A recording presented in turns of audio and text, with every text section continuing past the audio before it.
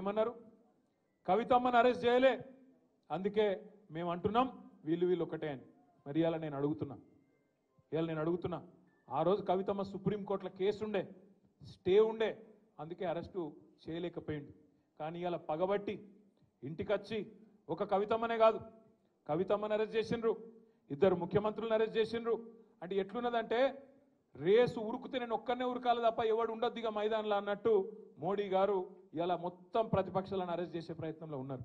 మరి ఇవాళ ఏమంటది ఈ కాంగ్రెస్ పార్టీ? మీరు ఆలోచన చేయాలని చెప్పి నేను కోరుతా ఉన్నా.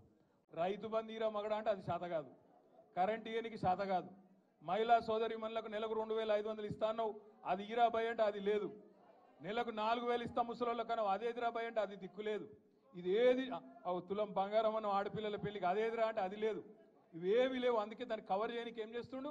ఫోన్ ట్యాపింగ్ అవుతుంది అంటాడు. ఏడైతుందిరా భయ ఏమైతుంది బయట పెట్టంటే మనకు చెప్పాడు. యూట్యూబ్లకు లింకులు ఇస్తారు, యూట్యూబ్లకు మీడియాలకు లింకులు ఇచ్చి వీళ్ళ ఫోన్ ట్యాప్ అయింది, వాళ్ళ ఫోన్ ట్యాప్ అయింది, ఇదైపోయింది అదైపోయింది. చెయ్యి, నీ చేతులు ఉంది కదా అధికారం, ఏం చేస్తావు వచ్చేయి. అద్దంటారు ఎవరన్నా? ఏమన్నా తప్పు జరిగితే విచారణ చేయి, మేము అద్దంటలేం కదా. ఎక్కడెక్కడ తప్పులు జరిగినో ఎవరు తప్పులు చేసినరో వాళ్ళ మీద చర్య తీసుకో. భయపడతాం, ఎవడు కూడా ఇక్కడ భయపడ్డాడు ఎవడు లేనే లేడు, నువ్వు ఎంటిగా కూడా వీకలేవు అనే మాట కూడా నేను విజ్ఞప్తి చేస్తా ఉన్నా.